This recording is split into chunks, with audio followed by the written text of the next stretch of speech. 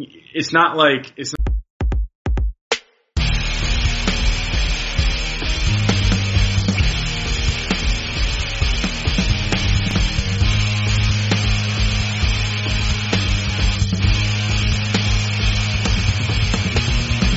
Welcome to the Wild Card Weekend edition of Here We Go Cleveland podcast. I'm your host, Bill Hebel, alongside co-host who's back from the cruise, slightly tan, although I can't see very well through the webcam. But Michael Zappa, how's it going? I wish I could say it was good to be back in this frigid, cold weather, but it's not. There's no way around it. So no, it's good to be back on the pod though. Missed you guys last week. Excited to catch up on what was a very entertaining. Did get to catch a little bit of the game from Cozumel, Mexico. Wow. Yeah, it's good. Good to get. I'm excited to get into it here today. So. Perfect. All right, we got some. Here Cleveland has some programming notes, if you will, before we start the show. First, we want to say that thank you to the 0 people who sent in for the free merchandise. It's not even. I can't even. Couldn't even say single digit. It's 0 is not even a digit. So, so we still have T-shirts. We actually have all the T-shirts that we started with. But send us a mailbag question. mailbag@herewegocleveland.com. At this point, it doesn't have to be about the Browns. It could be about anything Cleveland. What's your favorite street in Cleveland? What's your favorite bus route in Cleveland? Whatever you guys want to ask. Where will you be at for the parade in Cleveland? And include your address. We are literally going to send you a free T-shirt for free. Just send us an email at mailbag@herewegocleveland.com. While supplies last. Yeah. I got to tell you, when I was repping my Here We Go Cleveland new merch on the cruise, and there was a ton of Ohio, Michigan, and Georgia people of all 3 states on the cruise, and I got not just 1 but 3 shout outs for our sick merch. Wow. So I think I may just, we only have hats or me and you have a hat. And we have T-shirts, but I think I may go full jumpsuit and just wear it around all the time. There you go. Until people see us enough. Why wouldn't you? It's unique. It's slick. It's good. I mean, 2018 is. I mean, I don't know what 2017 was about. No one does. But 2018 for me is all about personal branding. So why not just plaster myself in my 40 listener podcast logo and walk around town. 40 listeners. We're up from last week, about 36, aren't we? Oh, yeah. Up 36? Up 36. So, yeah, if we haven't said it enough, I'll post something on the Facebook about it so that it can be brought to the masses. But like Michael said, while supplies last, we aren't made of money over here. Not yet. Sponsors are going to come in. That's why we're doing this. So... doing it for the free shit, right? For the free shit, yep. For those, my mattress is crap. What else do we have to say to get more sponsor? What else do all the podcasts use? I need a new truck. I need a new truck. Yeah, there's so many podcasts that are sponsored by Ford and Chevy. Windows and doors, and my basement leaks. I need to hire a lot of people, so I'd definitely get at me, ZipRecruiter. I don't think there's any cliche podcast sponsors because they're all over the board. It's like you can get new there windows. Are some, like Lisa Mattresses is everywhere. There are a handful. But yeah, sometimes it's like, I don't know, a giraffe-shaped USB drive if you use promo code, I don't know, talk about animals or something like that. But, alright, second programming note after that rambunctious intro. Here we go, Cleveland.com, launching the fucking website. You can go on there to check out all of our podcasts. I'm working on building the archive so you can backtrack, and the further you go back, the slower and more caveman-like we sound. So you can follow the evolution of how Michael and I progress as humans, even to the small sample size of 17, 18 weeks. There's going to be some articles written by yours truly. Maybe we'll have some by Michael if he wants to. It's going to be some Browns content, Indians content, Cavs content, anything you want to hear about that your heart desires. We're going to go anywhere from, I may want to write an article about, the Youngstown Little League system, and that may be on there. Or there may be something about, the Mud Hens and their sabermetric championship or something like that. But it's going to be a wide range of anything that you can't find anywhere else on the web because it's written by nobodies for local sports fans. So come support the site. Seeing the website for the first time, I am, to no one's surprise, super impressed with Bill's work. So I encourage you to check it out. It's in the early stages, and it's only going to get better. So, jump on it. Yep, there'll be links there to send us a mailbag question too. And it's just herewegocleveland.com. We're Here We Go Cleveland across all platforms, all social media platforms, and our website. So come check us out. We are dying to have some kind of feedback from any non-friend. But I just can't believe no one wants a free T-shirt. It's like there was a time in my life where free T-shirts were the prized possession, and at the time I don't know that it's up yet. So. Yeah, and it's like, don't even act like, come on here 4 times before you act like you deserve a free T-shirt. Jeez. Kids think they deserve something after they come onto the podcast like 2 or 3 times these days. Yeah. It's like, come on, no. Get on here more, Owen. Yeah, not mentioning any names. Yeah, we didn't specify a specific Owen.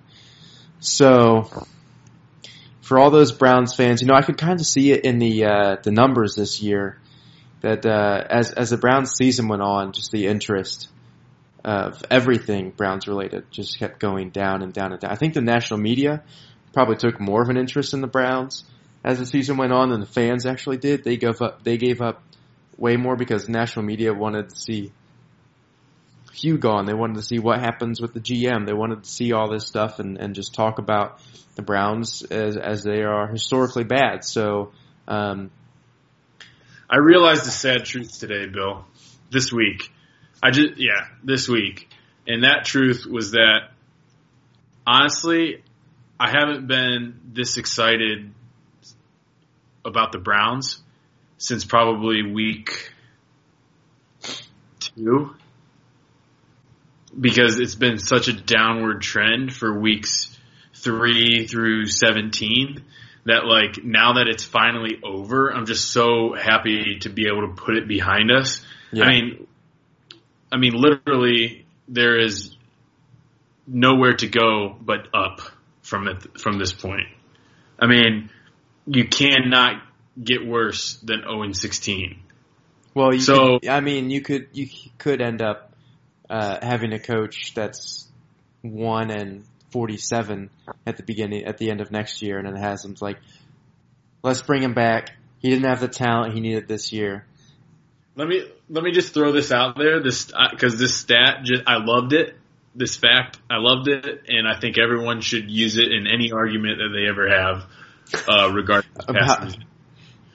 After Hugh Jackson's first 2 seasons as Cleveland Browns head coach, 10-6, I think we would all agree, is a pretty favorable record in the NFL. It's pretty good. Yeah. You have a shot at the playoffs. If you went 10-6 every year, you'd be happy with your franchise. Hugh Jackson would have to go to 10-6 for 8 straight seasons starting next season for his overall record with the Browns to be 500. Oh my God. Based off his first 2 seasons at 1-31, I couldn't even believe it. I get 8 straight seasons? 8 straight seasons of 10-6, and he would be just over 500 for his overall coaching record based off the first 2 seasons. God. So anyway, that everyone that I've shared that with has had to think twice about it because it sounds so unbelievable. Because it's really difficult to go 10-6 for 8 straight seasons. Right, especially when you're the Browns, the Patriots. Yeah. But so think about how so to do that in order to just get to a 500 record is crazy. But yeah. Anyway. I don't know. Do you want to get into a little bit of a game recap, or just jump into the season recap? Yeah, I didn't get to watch. We can kind of do 1 and 2 in the same. I don't really want to talk about the Steelers game that much, just because of how frustrating it was to watch. I ended up turning the TV off with 6 minutes to go in the fourth quarter. I think that was when Kaiser threw his second interception. Did he have 2? I thought he only had 1. Well, maybe that was his first one, but I don't know. It was some bad Kaiser play that happened that I was just like, oh my gosh, this is awful. So let's just we can maybe jump into the recap here and there, but I had 16 completions for 315 yards, so 314 yards. So against that's what I was seeing on the StatCast. I was like, he must have played okay. He played that game was a perfect embodiment of his season as a whole, because he had some great deep balls and some great accuracy on a handful of plays that ended up being long plays to either Gordon or Higgins. Both had long plays. But then his lows were just so low, and passes were all over the place. He was holding onto the ball too long. It was just it seemed like a perfect ending, actually, for Kaiser's week 17 game for the Browns. So.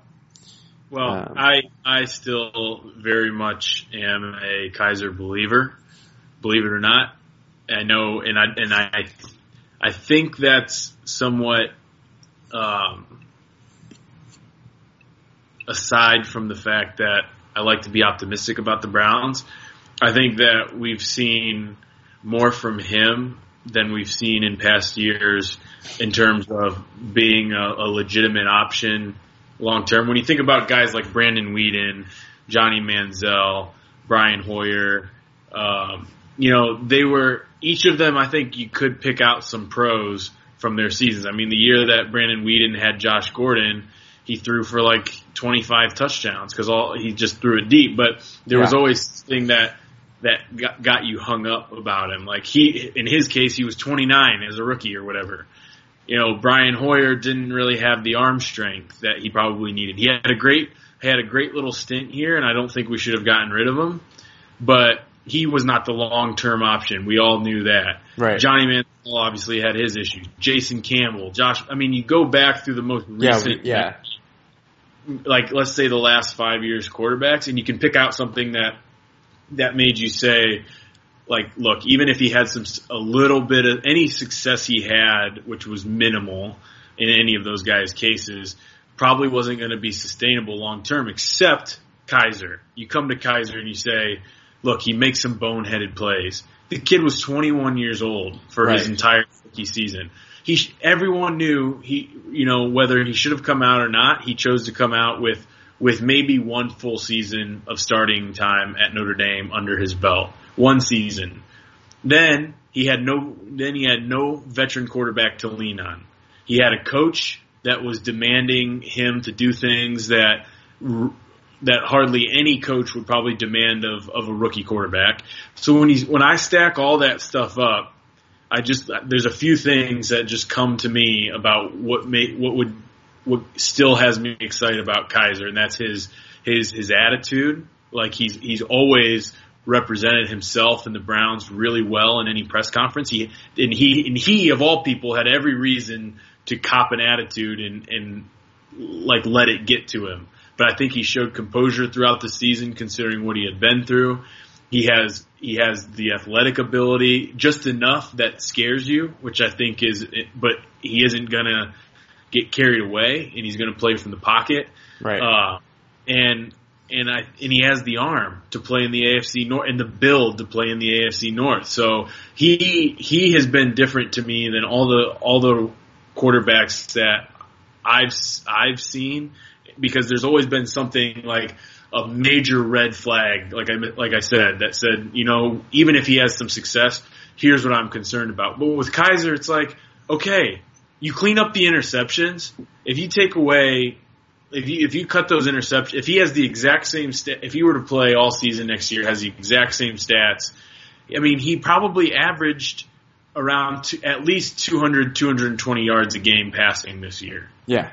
Oh yeah, right around. Yeah, it was 220 or something like that. It's so much with a better supporting cast, with an offensive coordinator that can.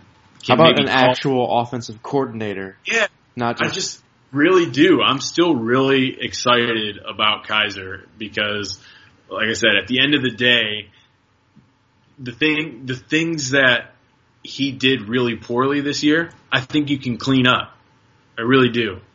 So anyway, we'll see if that's the case. I hope he's not going to start. I don't think there's any scenario where he comes in and starts next year, but I'm not ready to give up on him at all. I think if he had 2 or 3 years to sit behind a veteran, this kid could be the real deal for the next 10 after that. Because at that point, he'd be 25. I know. And you look at, the mistakes he's making and how he plays, and, none of these announcers are saying, or commentators or coaches that are evaluating his game, none of these guys are saying, well, his mechanics are off, his throwing motion's crap, his footwork is slow. None of those guys are saying anything like that. He's just a young kid.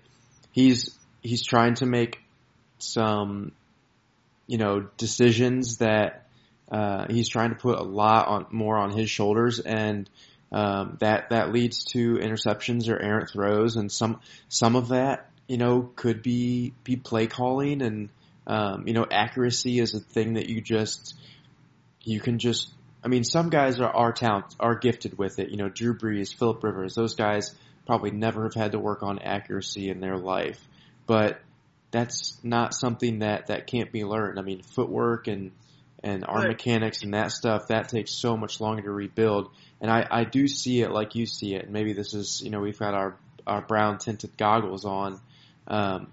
But he is something to build in the future. It kind of scares me. It just made me think of this as like, he's maybe one of those guys where when the Browns lose other quarterbacks, it's kind of like, whatever. But he seems like maybe possibly one of those quarterbacks that, slips away from the Browns when he is 26 after he sat behind a few veterans for years and they let go of him, and he turns up on another team and just is on fire. Yeah. Yeah, no, exactly. I agree with you. And I've heard a lot of like talent evaluators, over the years during the combine and stuff saying, accuracy is one of those things that you just have. Like, it's really difficult to teach accuracy. Yeah. And I don't disagree. I think of the things like, I mean, you can't teach height, right? There's a few things that like instinctivly people have or genetically people have, and I think it's that way with like leadership. I think there's like these few intangible things that you just have the ability to do or not, and it's tough to teach someone to do them really well. So anyway, I've heard accuracy being one of those things. But that being said, watching the games, we both watched a lot of Browns this year. Were there plays that you said that was a terrible throw? That was behind. It wasn't like it was a large percentage of what we were watching. I thought that equally we were saying, damn, that throw was on the money. Yeah, you had to put that right in there just like he did or something like that. Yeah. So if anything, the throws that were right on the money and the throws that were off target like canceled each other out, and all the throws in between were like average.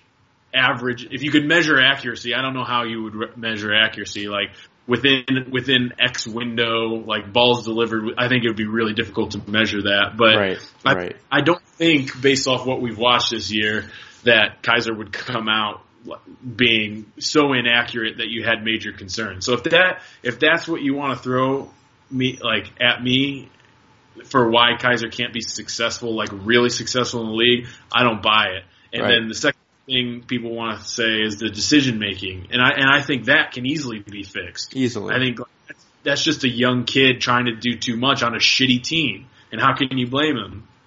Yeah, and then the third thing, and maybe the most prominent thing that we're overlooking, is the talent of the Browns wide receiver core. Yeah. And he had Josh Gordon for the last 4 games, but Josh Gordon hadn't played in like 400 calendar day, like since a preseason game in 2016.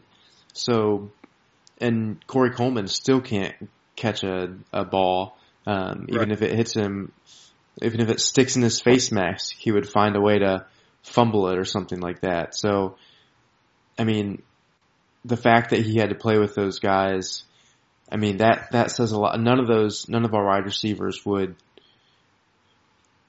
Maybe Gordon would, but no one else would start in the NFL.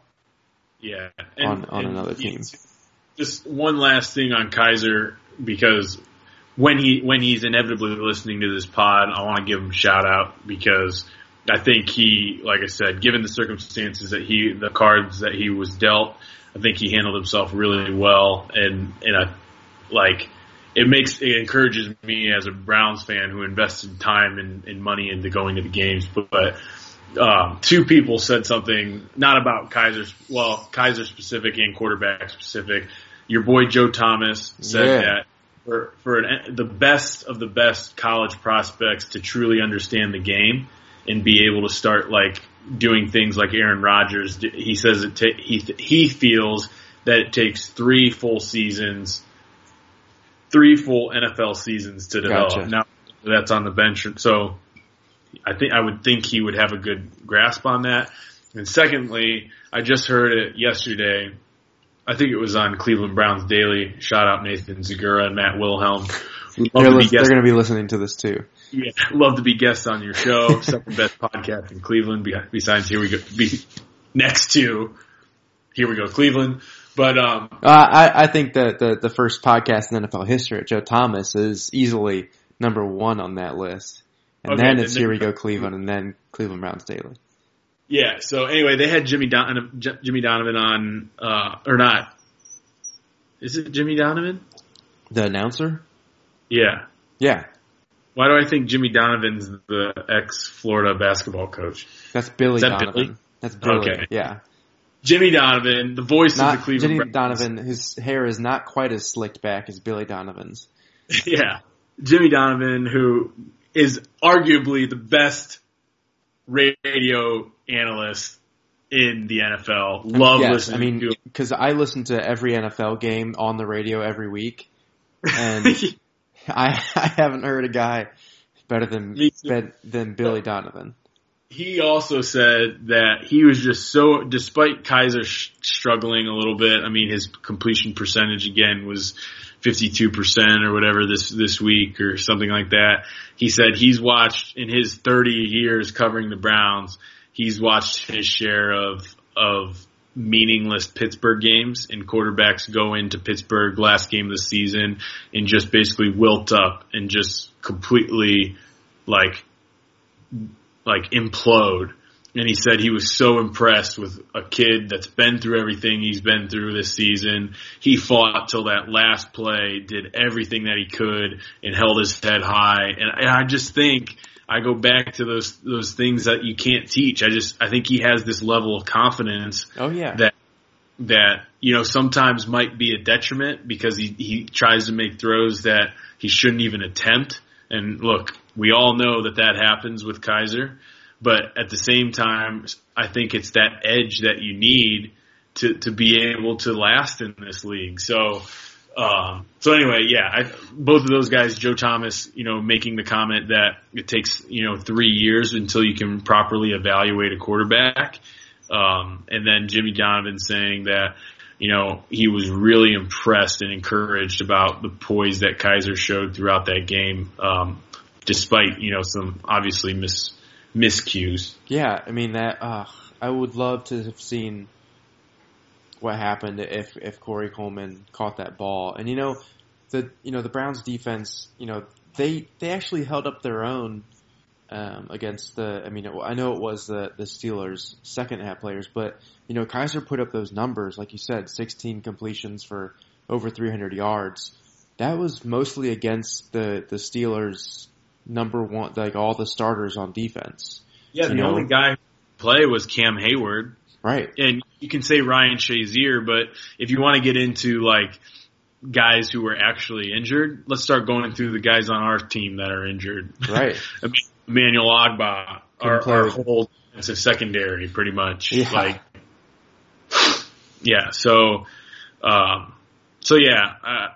That's enough from me on Kizer, unless we get into it later. But I still am a big believer of his, just because I've been in everything that would be of concern this year. I think can be fixed with maturity and more time and better coaching. And so anyway, very.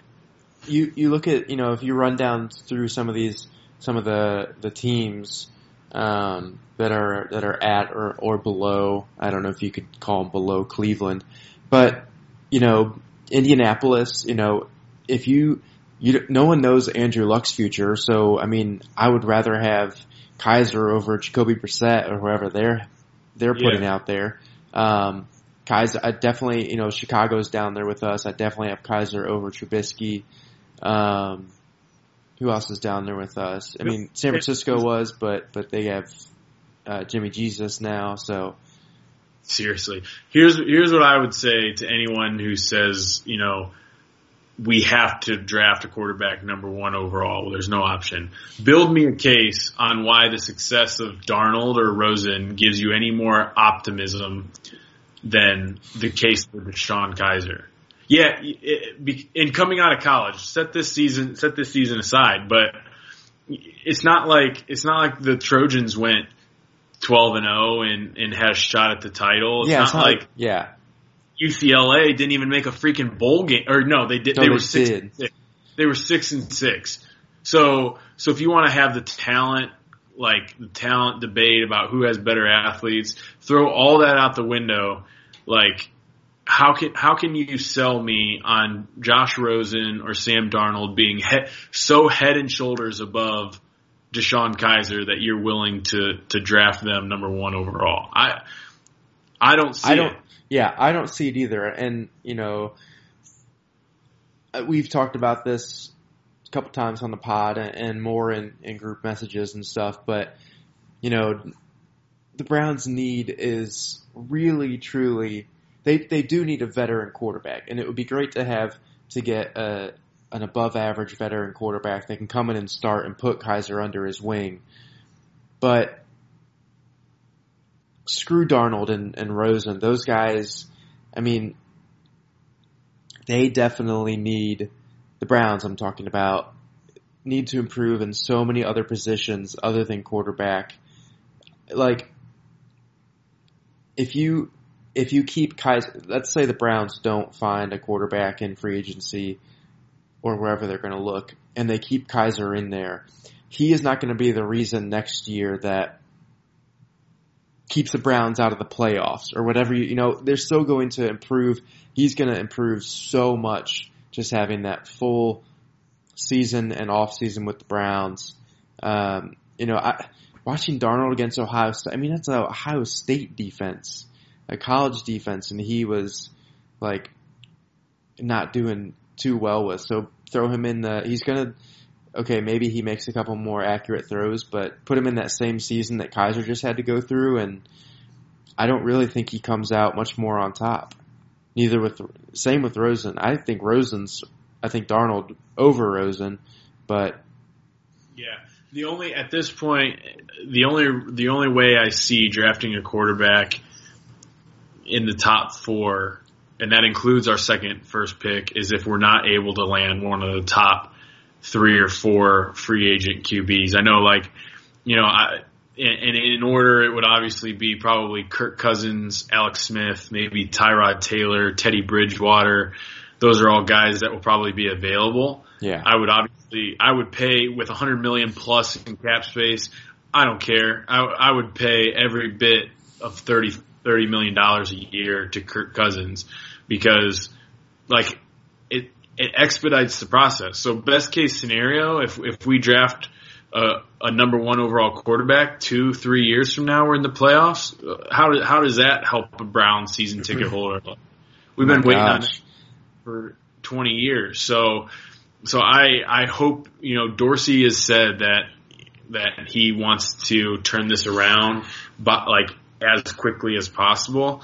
So I'm more, and that's what I don't understand. So much of the local media is saying, it's a foregone conclusion that we take a quarterback, whatever one we end up liking at number 1. And I think I'm with you, Bill. I think, we have the most money, so address it in free agency.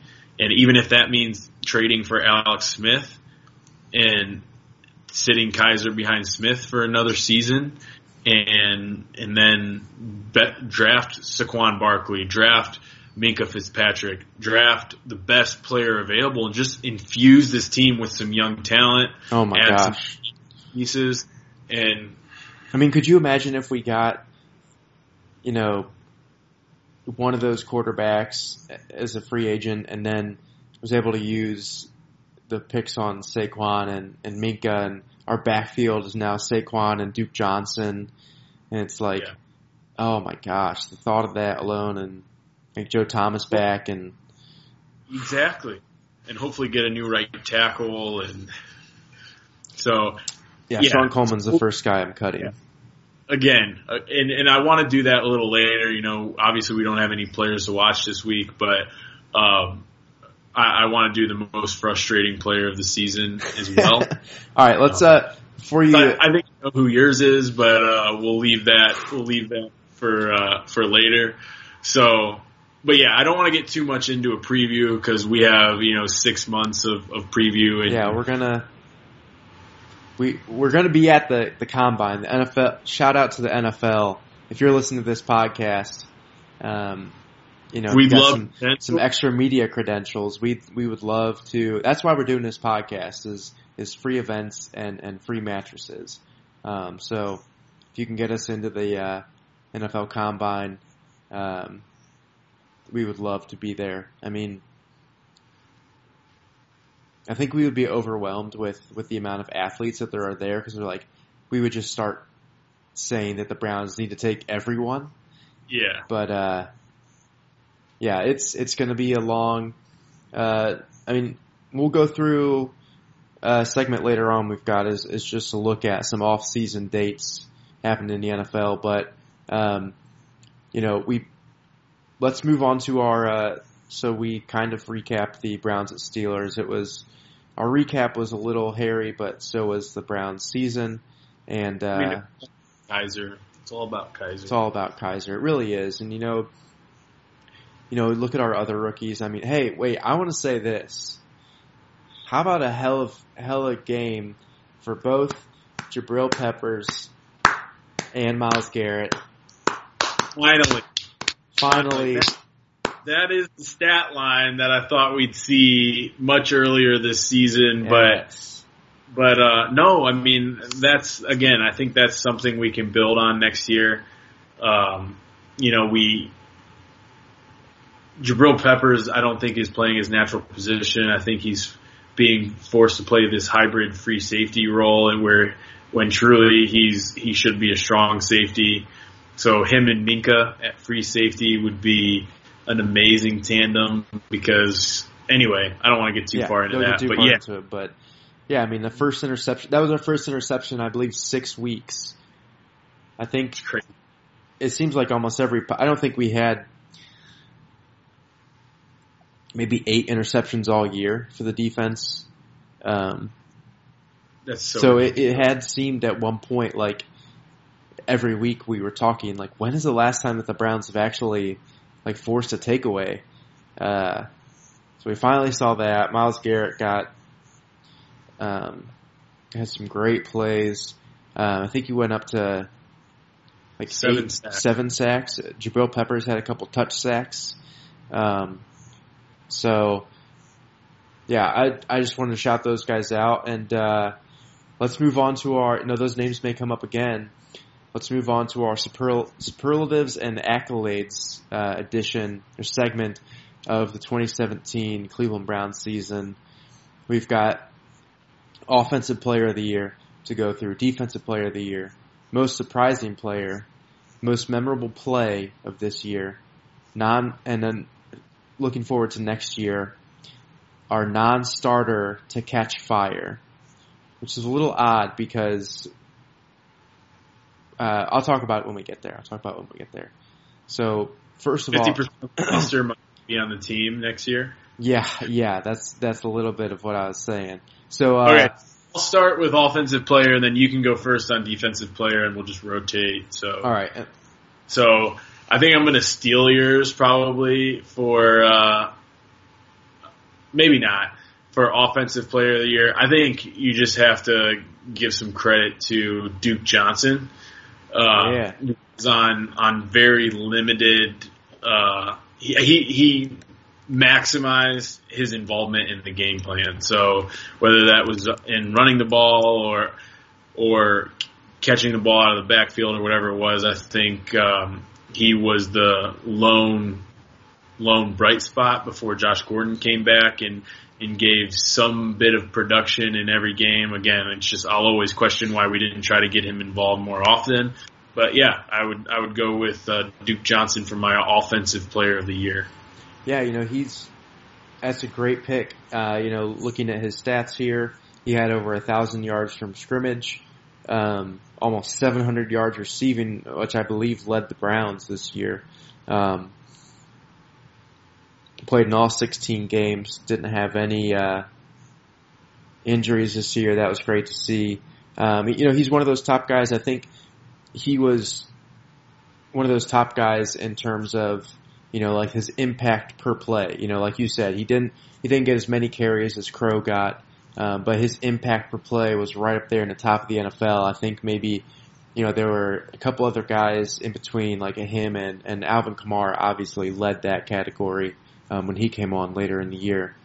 But there's, he's one of the most exciting players to watch that the Browns have. He's got, like 2% flashes of Todd Gurley in him on some of these screens, and he's making cuts that just like, I think some of his offensive line, they're big guys. I think some of his cuts even fool the offensive line guys. He's definitely the most exciting Browns player to watch, and great pick for your offensive player of the year. Well, unfortunately to say, but that kind of leaves me with a really hard choice because Duke Johnson, I mean, he, like we said, he easily the Browns' offensive player of the year. I'm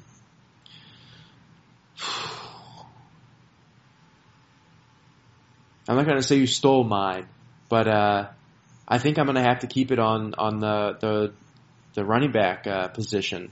I think Crow would have been my offensive player of the year. I mean, with him and Duke, they led. They were number 7 overall in rush offense, which is crazy. But Crow had another 1,000 yards from scrimmage. I think Duke was about 350 yards rushing, 700 yards catching. I think you flipped those for Crow. But being the main Browns back and at some points in the season, not even having your coach really have the confidence in you. I think, when Hugh Jackson said that anyone could have made the run that Crow had when he had that 60-plus yard touchdown a couple weeks ago. I just really think that he's a free agent this year. And with all signs pointing to the Browns choosing Saquon, this may very well be goodbye for Crow. But, I mean, he was a guy that, it wasn't much of a person you heard about in the media, but always seemed to come in and put his head down and, was able to really make the most of. He'll be on to better pastures next year, greener pastures, because someone like the Patriots will sign him, or Green Bay, and he'll have 1,000 yards and have an average of 4.5 yards a carry. He'll do well. Yeah, and I'm okay with that because he deserves out of Cleveland. So good luck to Crow. Yeah, yes, he definitely deserves out of Cleveland. Although I don't think any Browns players would really say that, but yeah, I think he is gonna, he's gonna he'll wind up being, Seattle's back, and he's fast and he is powerful, and he was probably one of the, top 15 backs in the league this year that took most of the carries. So, let's go down to our next superlative, defensive player of the year. And I will go first on that. For me, even though we said that, he kind of had a disappointing season, stats didn't really come along until later. I think our defensive player of the year was Myles Garrett. Just because of how much, presence he seemed to have, and yeah, his numbers don't show a lot. He didn't have a blowaway year where he had, double-digit sacks and, 15 tackles for a loss and a couple interceptions and a fumble recovery and everything like that. But I think just his presence on that line alone, I think offenses had to fear. I don't think they've really ever had to fear. Maybe for half a season when we had Phil Taylor or Jabal Sheard, they kind of had to scheme against. But I really think that Myles Garrett makes people think twice, makes defensive or offensive coordinators think twice about just leaving a left tackle out there alone against him to block. And he's going against some of the best left tackles. I mean, all these teams draft great left tackles, so he's going some of the best football players week in and week out. And, he doesn't get a sack a lot of times, but I think he forces quarterbacks up or he makes it into the backfield a lot more. And I was kind of blown away by Myles Garrett, at least for, how well he was able to play on a Browns defense that is on the field 80% of the time. Yeah, I've been and I was very critical of Myles Garrett pretty much all season because I guess just with all the hype, I was expecting, 10 sacks and, a couple fumbles. I was just expecting things that I think were probably unrealistic, and I was a little bit lazy in how I watched Myles Garrett. So I think it took me probably until 3/4 of the way through the season to really realize that, at that position, if you get 10 sacks every year for your career, you're probably going to be a Hall of Famer type thing. And so the fact that he has 7 in his rookie season, which you could argue he may not have been 100% the whole season since he started out with that high ankle sprain.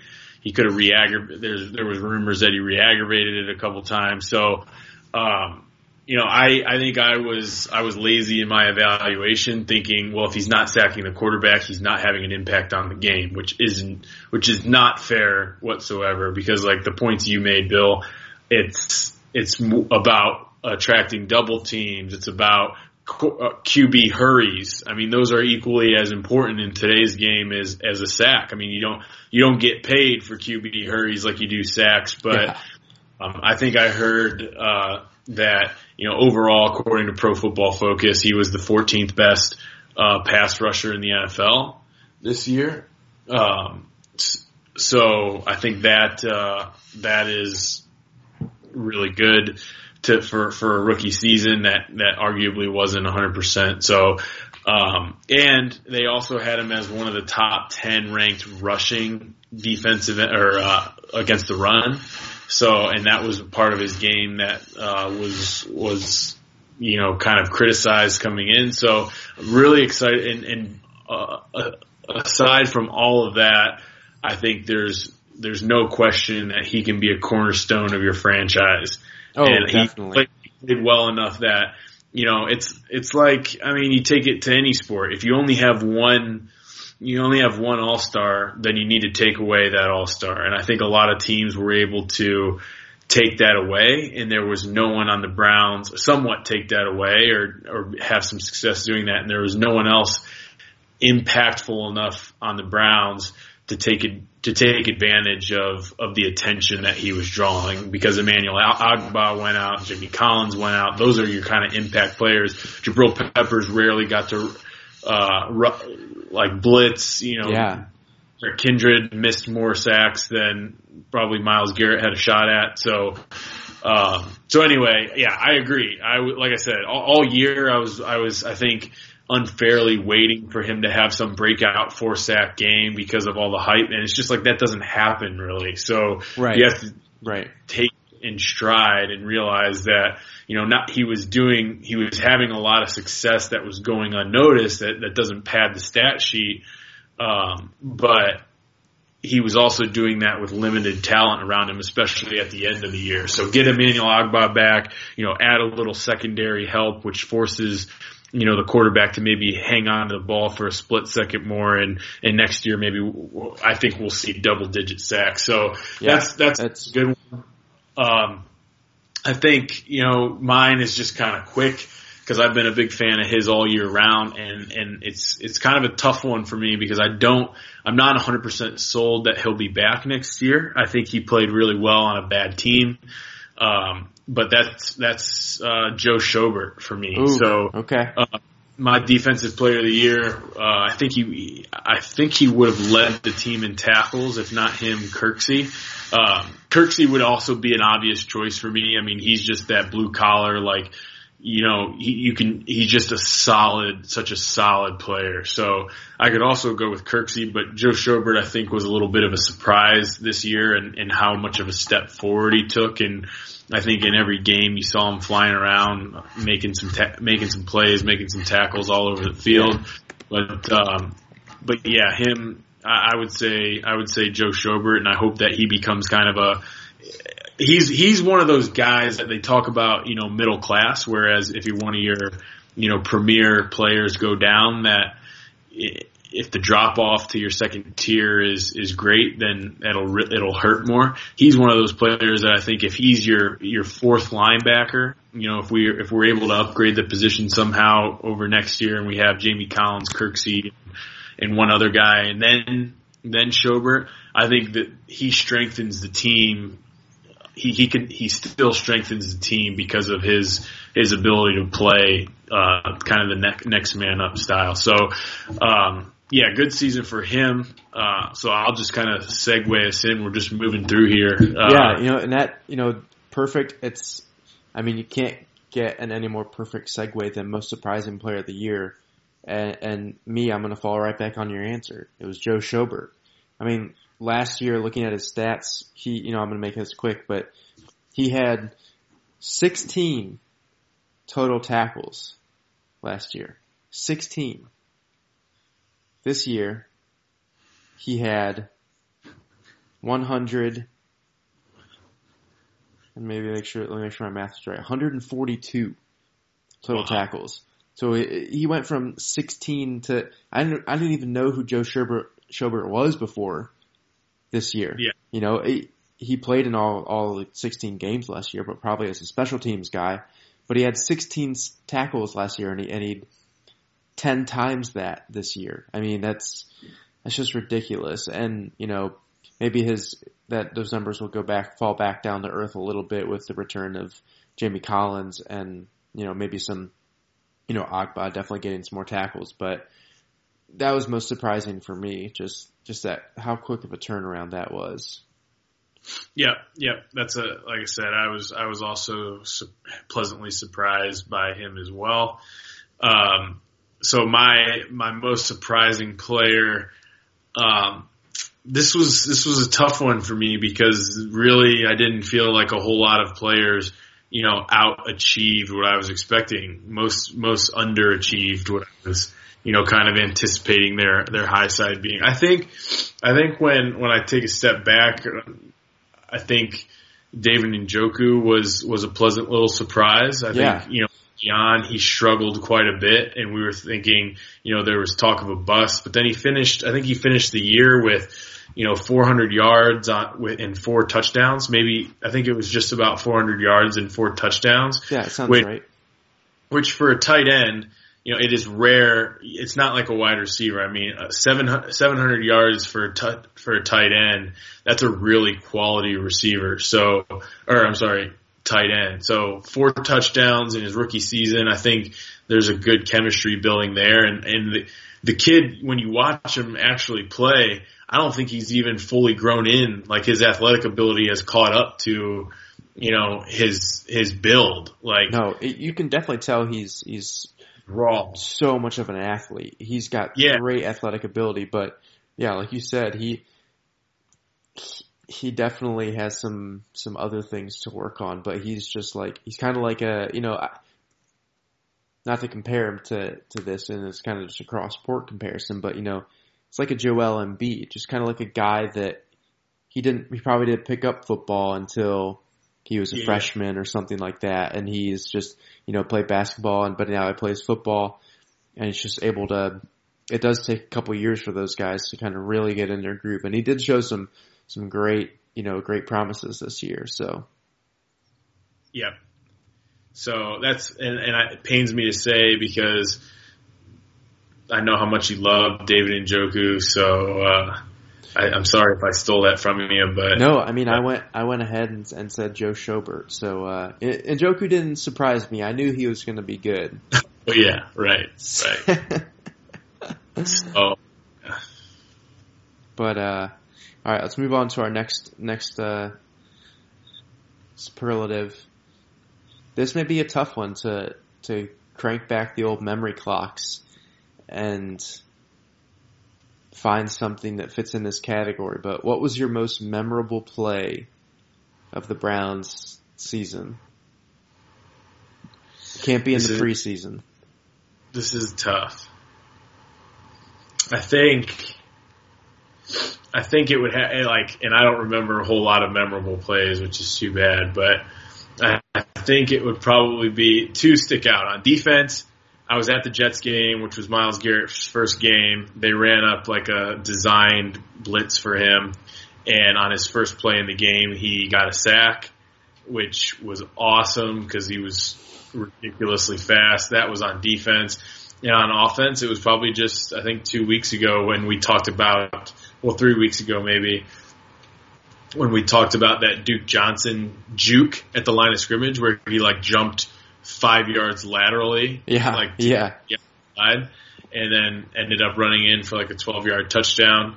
I think Duke was probably the most exciting player when he got his hands on the ball because you just didn't know if he was going to turn a 1-yard play into 10 yards or if he was going to lose. He was just kind of unpredictable. So I would say that touchdown, who did we play against? The Bears, I think. Yes. I think it was against the Bears. Well, so yeah, we didn't score a touchdown against the Bears. Oh, so Packers? Possibly Maybe? The Packers, yeah. Bengals? I don't know. All the losses just run together. Yeah, one of those teams after week 10 that we played. Yeah. So my most memorable play, and this is one of the most Browns things I've said probably all year, and this fits in perfectly with this season, but my most memorable play was the Myles Garrett pick six that wasn't actually a play. I mean, it just goes to show how Browns this season was, but also how great of an athlete Myles Garrett is and how happy I am that he is on our team and is healthy and is going to be than ever for next year. So that is my most memorable play. If you want me to actually follow the rules and choose a real play, I would have to say that one Duke Johnson, screen pass that he took for like 56 yards, that was way early in the season. But he made some magical moves on that. And again, just shows flashes of how good some of these, how talented some of these guys are on Cleveland's roster. The win total may say 0-16, but me and you see so much talent and so much promise from these guys moving forward. Yeah. So our second to last segment, I'm going to add one in here. What's this may be a pretty tough question because last time me and you talked, we basically eliminated half the Browns from the roster of who wouldn't even start next year. So, but with that in mind, who's your non-starter this year that may catch fire next year? Or maybe like your surprise guy for next year? You're going to love this. Kasen Williams. Ooh, signed to the practice squad January 1. I think Kasen Williams may have a shot to be our, a contributor as maybe a fourth receiver or slot receiver next year because, a lot of teams saw something in him and I guess this new regime has seen enough in him to retain him. So that's already been a move that they've made. So I'm going to say Kasen Williams, and that is not because I'm a Kasen Williams fan, but it's not as much as me being a Kasen Williams fan as it is. I just think beyond 15 to 17 core players, I don't think anyone's safe on this team. So it's really difficult for me to pick a player that didn't start already that I think is going to be able to excel into a big role next year. Yeah, that's a good choice. Oh gosh, I don't know. Do you consider Breen Body Calhoun a starter? No. So, I wouldn't say he was a starter. That's a good choice. I also see like.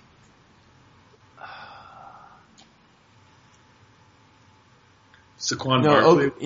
Ogunjobi. He wasn't a starter this year, but he probably started some games just because Agbo was out. But he's a guy that came in and made some great plays when the Browns needed him to. And if he continues to develop, I think he's not going to go from a reserve to a starter next year, but I think he's really going to be able to, come in and make, maybe he only plays like 20 snaps a game or something like that, but on 5 or 6 of those snaps, he's blowing through the line and blowing plays up.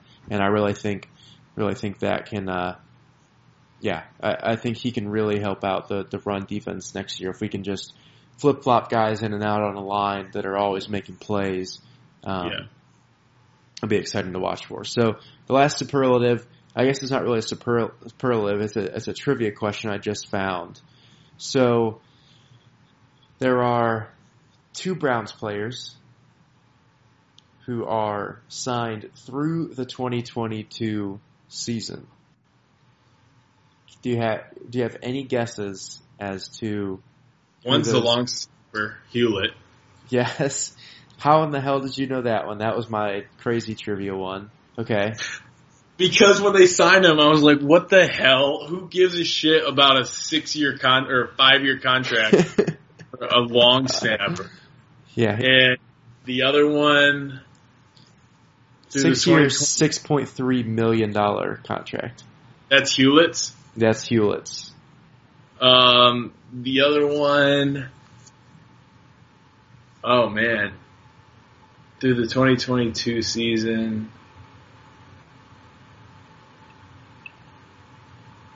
that's tougher. Give me a few.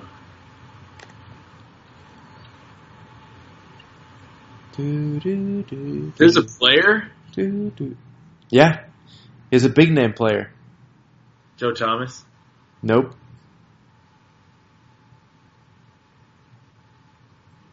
This is the 2022 season? So 4 more years? 4 more years after next year. So, yeah. I'm going to give you 10 seconds. All right. Offense or defense? Offense. Kevin 5. Zeitler? Close. J.C. Treader? Closer. Oh, Joel Bitonio. Joel Bitonio. That makes sense. He signed. Yep, he is signed through 2022 season. So that's, you usually never see linemen or even fucking long snappers signed that many years. I mean, I don't think any NFL players really do more than a 4 or 5 year extension. And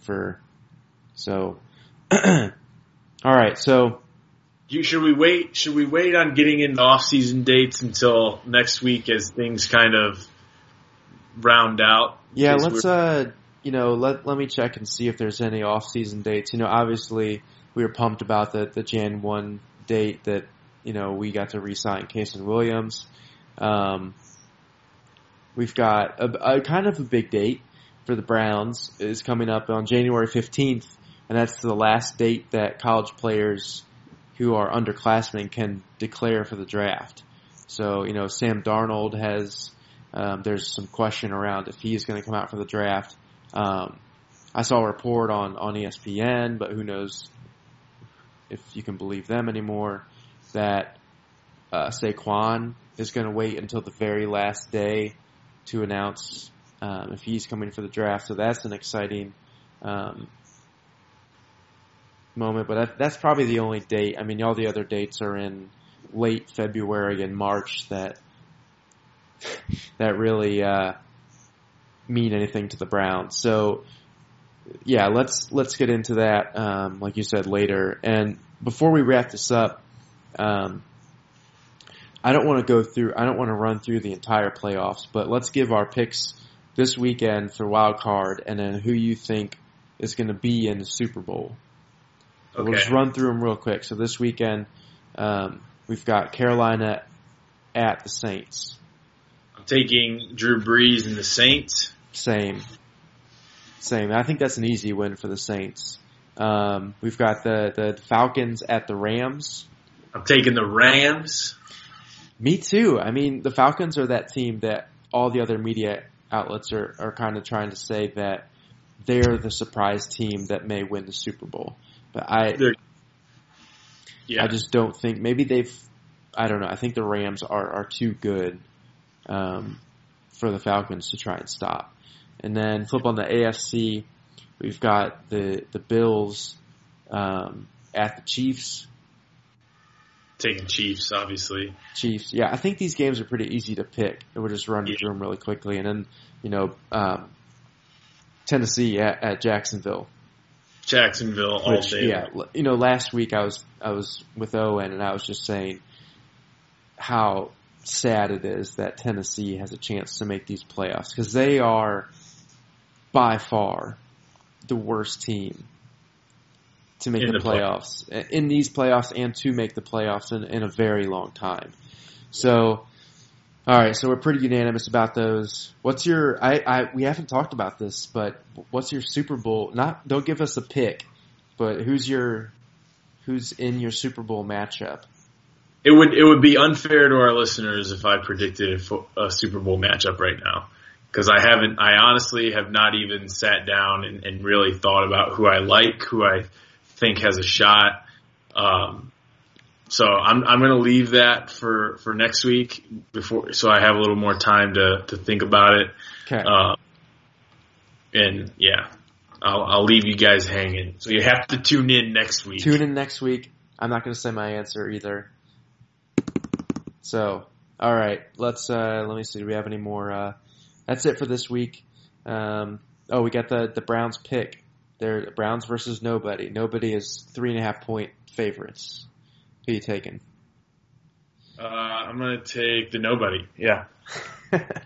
You know, last week I said that I wouldn't take the Browns until they show me something, and of course they go and cover against the Steelers. So it's another one of those games. The Browns they're going to be 0-17 versus nobody, but they're going to cover. They're going to lose by a safety or something like that. So, with that being said, thanks everyone for listening this year and rolling into, I guess, last year now. Geez, 2018. So rolling into this new year, let's keep the Here We Go Cleveland ball rolling. Again, send us an email at mailbag@herewegocleveland.com. Send us a question anytime. If we have T-shirts available, we'll send them to you, but those supplies are limited. The new website is up. Look for articles to come out here in the future. I'm thinking of doing one. Not going to tell you the whole premise, but Deshaun Kaiser is in the title. So, but we've got the draft coming up. We've got a lot of exciting things as Cleveland Browns fans. I think this is where we kind of hold our optimism for is free agency and the Browns, especially these past couple of years when we've had so much money and so many picks to use. So it's going to be exciting having a new GM and going through this process. But it's getting late here on Thursday, so let's end this now. And thanks everyone for watching. Have a good week. Good night, everybody. I'm going to fall asleep before this ends. You and I both. See ya. See ya. See ya. See ya. See ya. See ya. See ya. See ya. See ya. See ya. See ya. See ya. See ya. See ya.